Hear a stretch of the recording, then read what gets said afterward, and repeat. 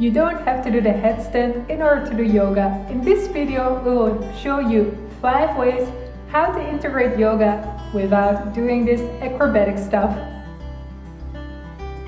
Hi there, this is Marco. And I'm Sabine, founders of Puricious health coaching and yoga instructors. Today, we would like to share with you 5 ways that you can bring more yoga into your life. Now, we know that yoga might be, from some people, identified with practicing asanas and fancy movements. You have to be super flexible. Or some people maybe think that yoga is like a religion, that you need to sit for 6 hours in meditation. There is a big spectrum, all the way from physical to spiritual, and it's up to you to decide where you want to be and how you want to integrate yoga into your life. And today we will inspire you with various ways on how you can do that. The first thing we can do to practice more yoga in our daily life is to be mindful of violence. When are we violent in our daily life? Violence is not necessarily only a physical thing. It can also be violence in your thoughts or in your speech, in the way you connect to other people or even to yourself. Violence can be hidden in the way we think, judge reality and what's happening around us, or even if we constantly judging what other people around us are doing, or even judging ourselves. Like me, as a perfectionist, it's very challenging not to think all the time of myself, oh my god, why did I do that? I'm so stupid. And so this is really already internal violence towards yourself, basically. So the one thing we can do is do some introspection during the day. So set aside 1 or 2 minutes at the beginning of the day or at the end of the day where you can ask yourself, where am I using a violent behavior in my life, in my thoughts, in my speech, in my actions. Hopefully not physical violence, but as I said, mental violence, violence in your thoughts. And where am I acting from a place of fear, of anxiety, of frustration? Because these feelings can be actually the root cause for a violent behavior. And these really drain our energy. That's why it's so important to start watching your behavior, your speech, your actions, because in order to feel well, we need to really be careful with our energy. Learning to watch that and watch out for that and control that is one of the first steps we can do to improve our life. And this is just one example, actually, of the 8 limbs of yoga that you can start introducing in your life. So who knew that yoga was much more than just a physical practice? Another way to introduce yoga into your daily life is by starting with concentrating on one thing. For example, focusing on a candle flame, or on one dot that we just draw on a piece of paper.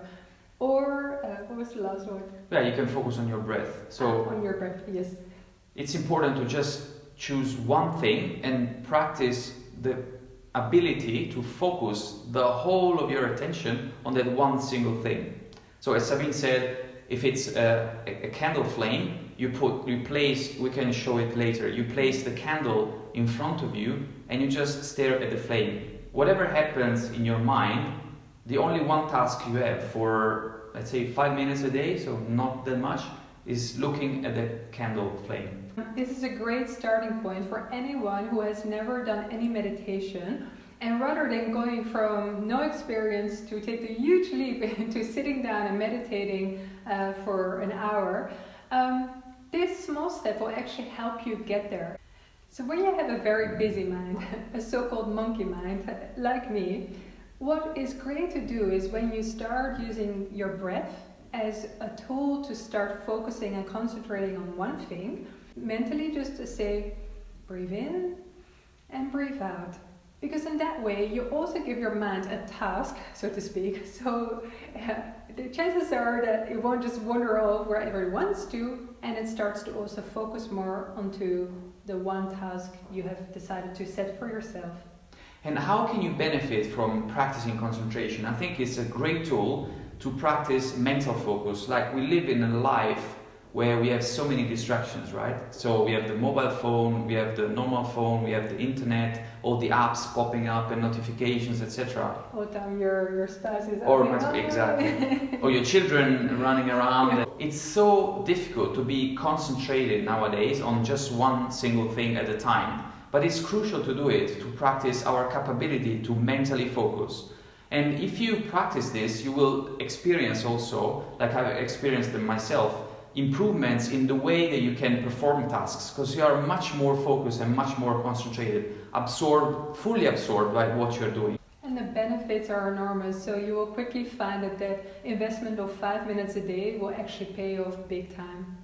And another maybe important thing to add on concentration is that, especially if you have a monkey mind, which we all have, you will see that because you're still getting inputs from outside, from your senses, or from other ongoing thought processes in your mind, for example, memories, right?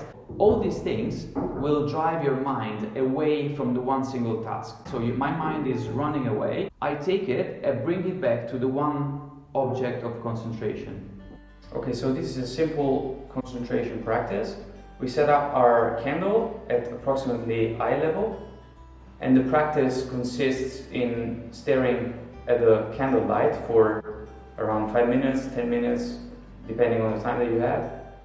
You observe what's going on in your mind and you let it go, and you bring your mind back to the candle to see if you're able to do that. This practice of bringing the attention back to the object of concentration is the practice. And then after that, you can close your eyes and continue in a deep meditation, or you can still visualize in your mind the image of the candle to keep your attention focused on that single object of concentration. Or you can just laugh, it's also fine. So depending what's more useful for you. So if you want to have a laughing session, it's also good. Another thing you can do, which is extremely helpful, is to establish a breathing practice. The practice consists in becoming more and more aware of the way that your breath works. So when we breathe, normally, there is a connection between the breath, how it works, and our mind. When you are stressed, your breath tends to be much more shallow, right? So when you're stressed, you're breathing in the upper part of your chest, and it's a very shallow breath. Whereas when you're relaxed, you can breathe using the whole lung capacity, right? On the other hand, if you are able to actively and consciously control your breath, you can have an impact on your mind, so you can reduce your stress levels. That's why it's so important to be able to consciously control your breath. So how do we do it? You can just start by slowly observing your breath, and especially if you place your hands on your ribs towards the end of the rib cage, you can feel whether your breath is shallow, so it stops and it involves mainly the chest, the upper chest, or if it is deep, so you're able to also breathe in your belly using the full capacity. If you want to have a good quality breath, there are two things that you need to look at. One is the length of the breath, which means how long it takes you to perform the two main phases of breathing: inhalation and exhalation. And Marco has done a lot of diving, so he's pretty good at the length I of love the breath. breathing, so it's one of the things that I can do best, probably. And the other thing is depth. So am I using the full lung capacity, so chest, side ribs, and also the belly, or am I just breathing here in the upper chest? Sorry, my microphone, I might have touched it. If you establish a breathing practice, and maybe we can do some other videos like where we go more in depth in this, but if you start to establish a breathing practice, a simple one, you can actually be able to improve these two qualities of your breath, depth and length. So how can you introduce a simple breathing practice, breath control practice in your daily life? You can do it, for example, when you wake up in the morning. We're still lying in bed, you place your hands on your rib cage and you start by observing your breath without controlling it, just naturally observing it while it flows in and out. You don't have to do anything, just relax, observe your natural breath. And then you start to actively control your breath. You can start with a simple practice, which is inhale for 3, exhale for 3. So you inhale and count 1, 2, 3, exhale 1, 2, 3. So slowly you will be able to lengthen the process of inhalation and exhalation. So you can start with 3 seconds in, 3 seconds out, and then you can do, for example, 5 seconds in, 5 seconds out. Very simple steps to slowly develop that great quality of your breath, which is the length. And obviously you should also look at the depth of your breath. So try to use the full capacity. Breathe in your belly, in your ribs, and in your chest as well, without struggling, without straining too much. It must be a natural flow. And this breathing technique that Marco just explained, you can actually use it at any given moment, and especially in times of stress also. So by practicing it in the morning when you are already relaxed, you can start mastering this technique. So when there are moments that are not as relaxing and peaceful for yourself, like when you are experiencing stress, anxiety, or maybe even panic attacks, you can again go back to this breath and relax your nervous system and calm down everything. So you take control over that situation where you feel maybe out of control. Another way of bringing yoga into your life is by synchronizing your breath with your movement. Because this is also one of the foundations when we do physical asanas, so the movements in the yoga practice. You use your inhale in giving your strength and power. And then, for example, when you want to relax, you use your exhale to relax and calm down. So these are ways of how you can use, in synchronization, your breath with movement. And that is also really, as I said, the foundation of the physical practice of yoga. If you are able to find, and we will give you some examples, a few sequences of movements you can do to practice this connection between movement and breath, it will help you also to feel energized, to feel invigorated. We start this simple practice in child's pose, actively pressing the mats away with our hands, elongating the spine and breathing deeply.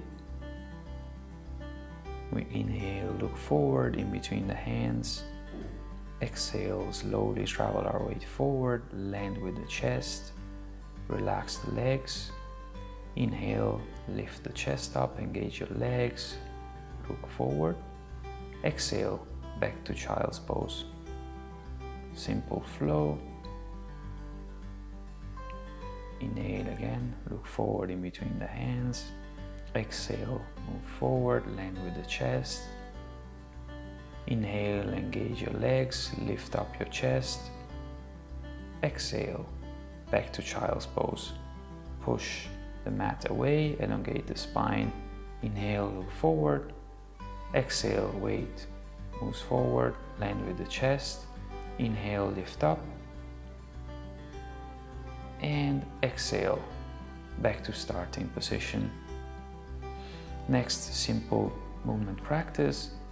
We start in all four, hands aligned with the shoulders, knees aligned with the hips. Back is straight. Inhale, slowly tilt the pelvis forward, look forward and up. Exhale deeply, tilt the pelvis backward, arch your back, look down. Again, inhale, tilt the pelvis forward, look forward and up. And exhale, pelvis backward, arch your back and press into the mat, engage your core. Inhale again, look forward and up. And exhale, press into the mat, arch your back as much as possible, engage your core.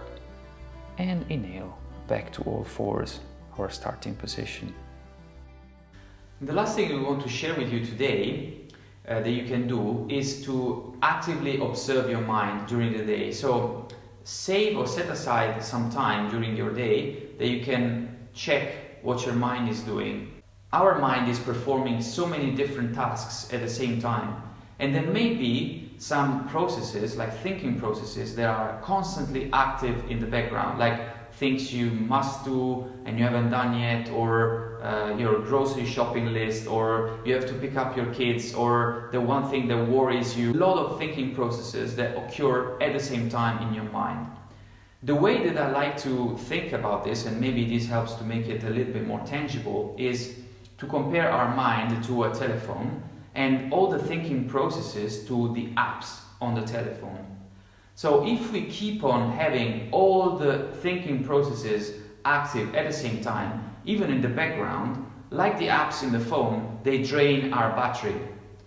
By developing a practice that we can actively observe what our mind is doing, we can actually learn to consciously shut down some of these apps that we don't actually need. If you learn to actively control your mind by shutting down all these thinking processes that drain energy, you might get to the end of the day with less energy drain and more energy for yourself to do what you like doing. Does that make sense? Yes, it is a really great way to support your mental well-being. We hope you got some inspiration on how to integrate yoga into your daily life. And if you like the video, thumbs up and subscribe to our channel. And we look forward to seeing you in the next video. Thanks for watching. Thank you. Bye bye.